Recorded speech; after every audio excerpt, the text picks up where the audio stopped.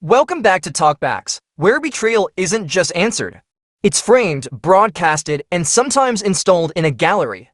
Today's episode is full of bold lies, silent setups, and public revenge that no one saw coming. First, a woman's promotion is blocked by her boss, so she reveals exactly what's going on between him and his secretary. Then, a bride, to bees cut out of her own wedding plans, and decides to give the future mother-in-law a front row seat to humiliation. And finally, an artist's sister steals her boyfriend and her work, so she builds an entire art show around exposing them both. Let's get into it. I didn't need to be liked at work. I needed to be respected. And for 3 years, I was. Top performer. Clean reviews. Clients loved me. But when it came time for promotion, my boss, Steve, looked me dead in the eyes and said, "You're not quite leadership material, you lack presence." Presence. This coming from a man who once used a laser pointer to explain synergy. What made it worse? His secretary got promoted to a liaison position that didn't even exist 2 months ago. Let's be clear, I don't blame other women for corporate trash fires. But this wasn't about merit. She spent most of her workday browsing fashion blogs and giggling behind Steve's closed door. Something stunk. So I held my tongue and opened my ears. Steve had a pattern. He scheduled coffee chats at the hotel across the street, only with certain women, always on Fridays. His calendar entries were vague, one-to-one check-in, performance alignment, personal growth. And his secretary, she always returned 15 minutes later than he did. One day, I overheard her say to another admin, "He likes when I wear red. It makes him more generous with my bonus." That's when I stopped trying to climb the ladder and started undermining the whole damn staircase. First, I pulled salary records. I had access to one of the budget folders. Technically, I shouldn't have looked, but technically, he shouldn't have been paying her 15% more than the associate managers, with no reports, no targets, no deliverables. Next, I found travel logs. 1 flight to Vegas, 2 to Chicago. She billed it all as professional development, but never submitted any receipts. Then came the real jackpot. Steve forgot to log out of the shared Zoom account. He'd recorded multiple calls. One of them, a screen share where he was reviewing her annual objectives. Except the screen clearly showed a personal Gmail tab open, with a message from her that said, "Hotels confirmed. Let's do the corner suite again." My stomach turned, but my spine straightened. I compiled everything. Salary gaps, promotion history, redacted travel reimbursements, email timelines, the Zoom clip. Then I created a clean, anonymous Google Drive folder and emailed it to HR, legal, and the CFO from a burner account. Subject line: "You're about to promote a predator. Here's your proof." It took 2 days. Then a calendar invite hit my inbox. All staff emergency meeting. Attendance mandatory. Steve opened the call, looked pale, sweaty. HR stepped in.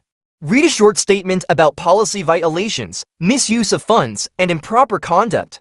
Then he disappeared from the screen. Just like that. The next day, the secretary's desk was cleared. By Monday, job postings for actual leadership roles went live, and I was asked to help revise the criteria. I said yes. Then changed the format from leadership presence to integrity and evidence of mentorship.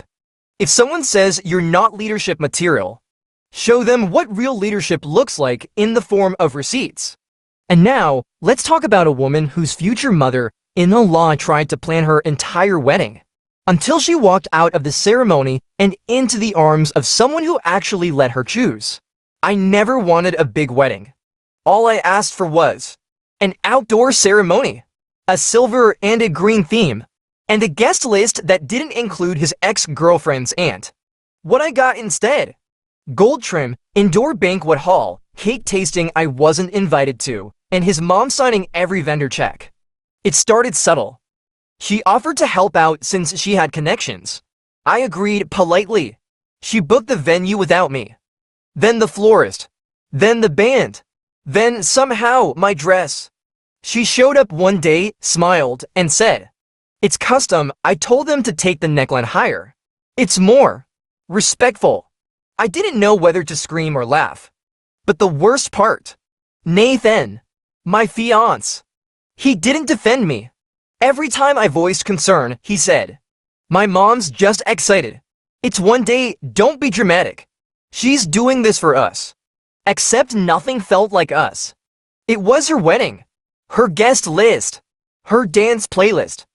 And Nathan was just her obedient little groom. The breaking point came 2 weeks before the wedding. We were going over the final schedule. I noticed something strange. There was no bride's speech listed.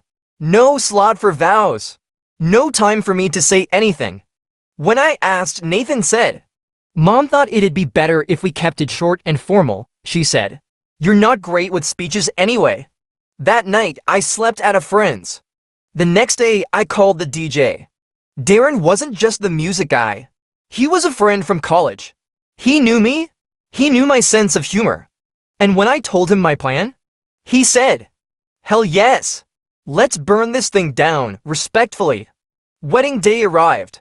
Everything was perfect. Lavish, expensive, fake. I wore the dress she picked. Smiled at guests I didn't invite. Walked down the aisle to a song I hated.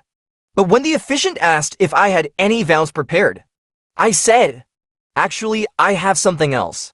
Darren hit play. A 2-minute montage filled the room. Clips of Nathan ignoring me during planning. Voice notes of his mom making snide remarks. A phone recording of Nathan saying, "I don't care what she wants. My mom's been dreaming of this since I was a kid." Gasps. Then I stepped forward and said, "I may not get to choose the cake, the dress, or the music, but I do get to choose who I spend my life with. And it won't be someone who lets his mom marry him for me." I turned, walked down the aisle, straight out of the venue, with Darren and a Bluetooth speaker still blasting Beyonce. The clip went viral. Thousands of comments. News articles titled, "The Bride Who Took the Mic and Took Her Life Back." Nathan's mom threatened to sue. She didn't. He messaged once. I replied, "Send me the receipt for the dress. I'll send it back with a spine sewn in." Never heard from him again. Some people plan your life like it's theirs. Sometimes you need to interrupt the program and change the damn soundtrack. And now, let's talk about an artist whose sister didn't just steal her boyfriend. She stole her paintings too. But the gallery show, oh, that belonged to her. My sister always wanted what I had.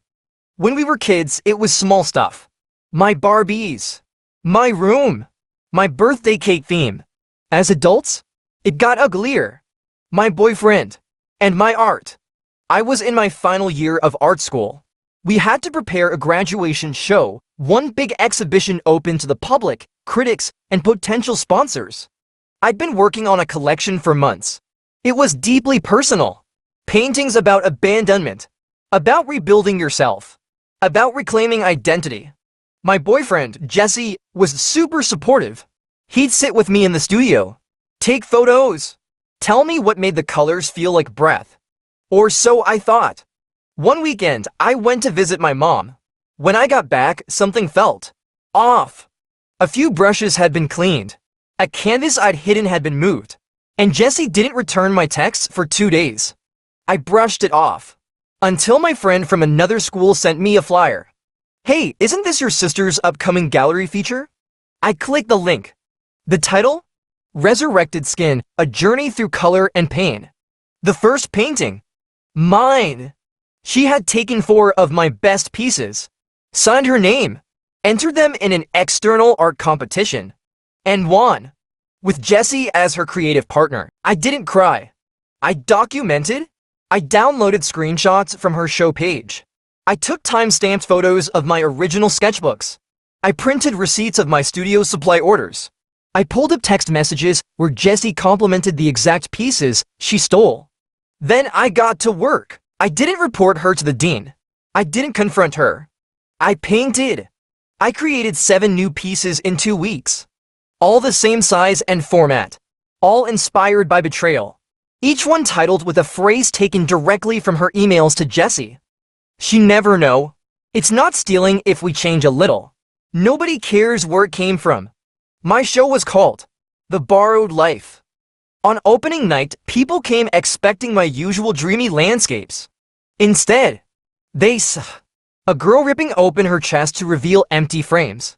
A serpent wearing pearls whispering into an artist's ear.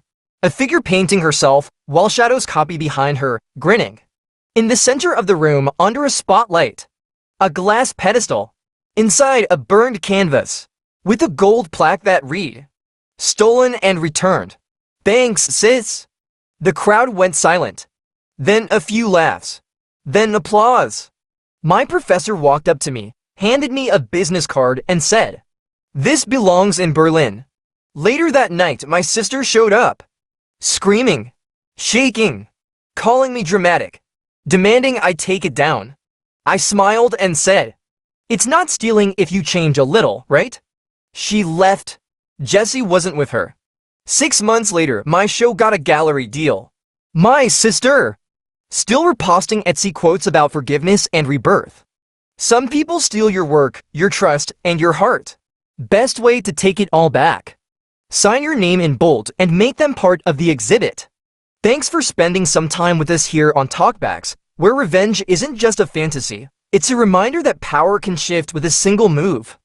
If you enjoyed today's stories, hit that like button and drop your thoughts in the comments. I read everyone. And hey, if you haven't subscribed yet, now's the time. New episodes every single day, and trust me, you won't want to miss what's next. See you soon.